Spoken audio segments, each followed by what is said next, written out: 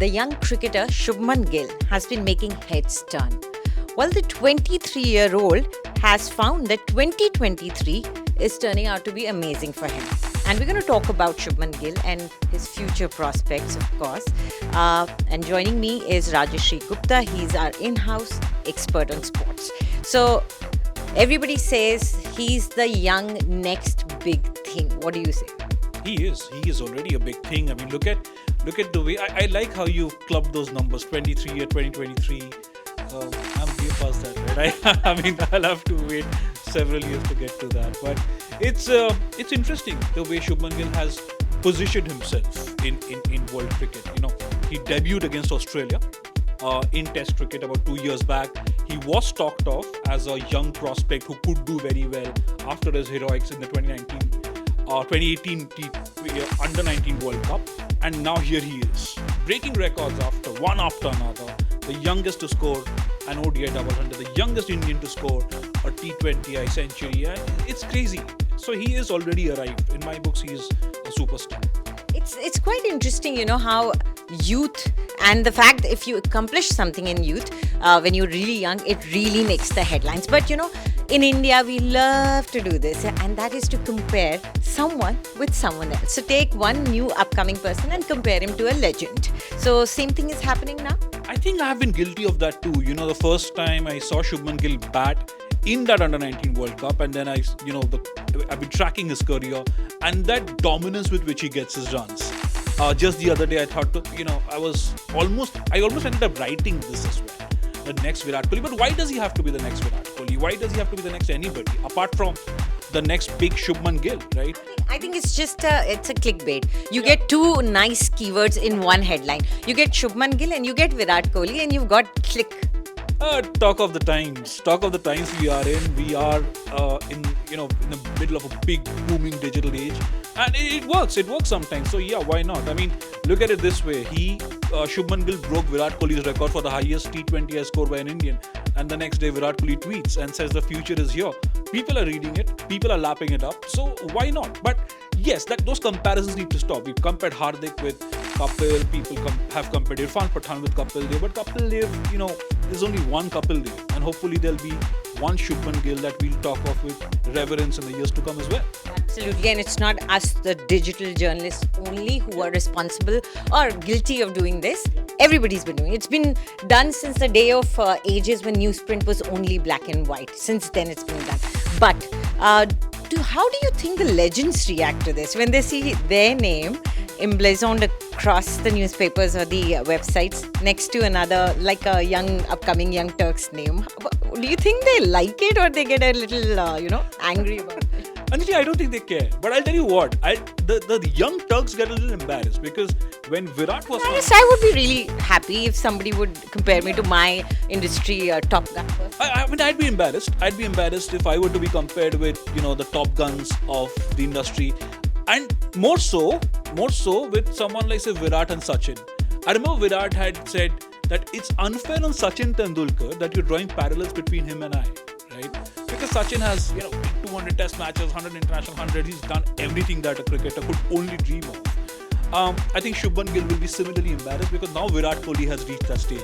Over 70 international 100s. And Shubman Gill is just starting off.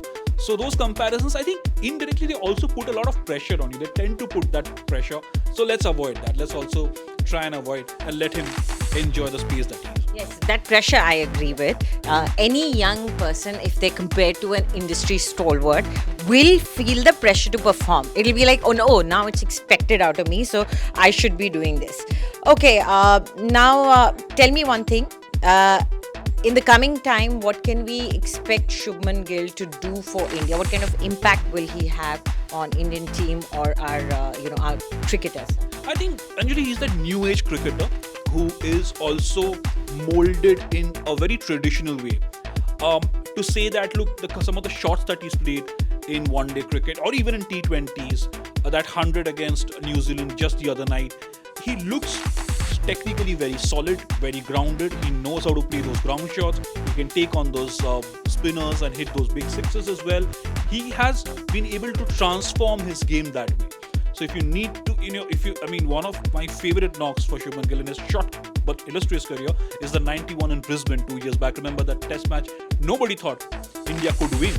And two guys, Shubman Gill and Rishabh Pant, delivered for India. And Shubman Gill took on three of the fiercest fast bowlers of this generation: Pat Cummins, Mitchell Starc, Josh Hazelwood. So he has that all-round game, and that is what I'm so excited about. Okay. Also, to achieve that kind of a thing in all formats, to be able to get that your name in the history in all formats, does that mean that he is actually a player that excels across all formats? And do we get them quite often? This kind? That's a very good point. No, you don't get a lot of these all-format cricketers. Now look at the kind of cricketers that we're talking about. Virat Kohli, Joe Root, and even Joe Root has struggled in T20 cricket. Steve Smith has not done as much as you would have expected a player of his caliber. Obviously, phenomenal in Test cricket, probably the best in the world. Then he's done well in ODIs. T20s, he's just started coming of age. Just before they left for the tour of India, Smith scored those 2 rapid hundreds in the BBL.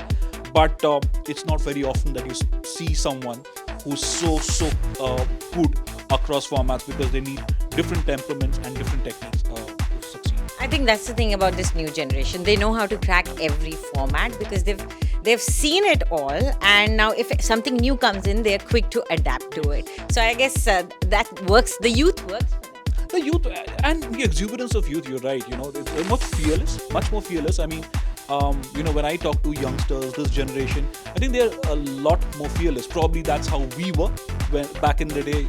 Some of them can say anything on camera, anything on the shows. Sometimes maybe we have to be a little more restrained, learning from experiences, having burned our fingers.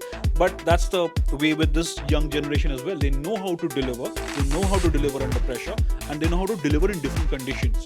We talk of the IPL. We sometimes talk the IPL down, but I'm a huge fan of this tournament. I love the Indian Premier League, and you cannot take away the kind of impact the IPL has had on some of these young cricketers. Okay, so though I must confess that I was never fearless. I was always very polite and very calm in front of the camera. I'm very scared of what people say about me. But that's a good thing about this generation. They're not worried about criticism. They're not worried about what people are saying. They do what they want to do. And Shubman Gill is of that generation. Well, lastly, what can we expect from Shubman Gill against Australia? I think he'd be very determined to prove a point against the best test team in the world right now. Australia have won everything at home. They went to Pakistan, they won a series, they drew a series in Sri Lanka. They're coming to India on the back of some intense rivalry between India and Australia. And like I said at the start, Shubman Gill with that 91 2 years back didn't play a lot of test cricket thereafter. I mean, he was part of some test matches, opening alongside Rohit Sharma, but did not do a lot, did not get too many runs in test cricket. He got 100 in Bangladesh last year. Now I think he'd be very, very keen to prove a point. Whether he bats at the top with Rohit Sharma, or whether KL Rahul opens with Rohit and Shubman Gill bats in the middle order, something we'll have to see. But I think he'll be one of your key players going into the series. Well, that's quite amazing for a young player to be called a key player, while these big other senior stalwarts are right there in the team. But that is what we're going to be looking out for when he plays against Australia, how he does, and whether all this is translating again and again repetitively or not. Thank you so much, Rajshri, for joining us, and you do subscribe to India Today for more news updates and more shows like this.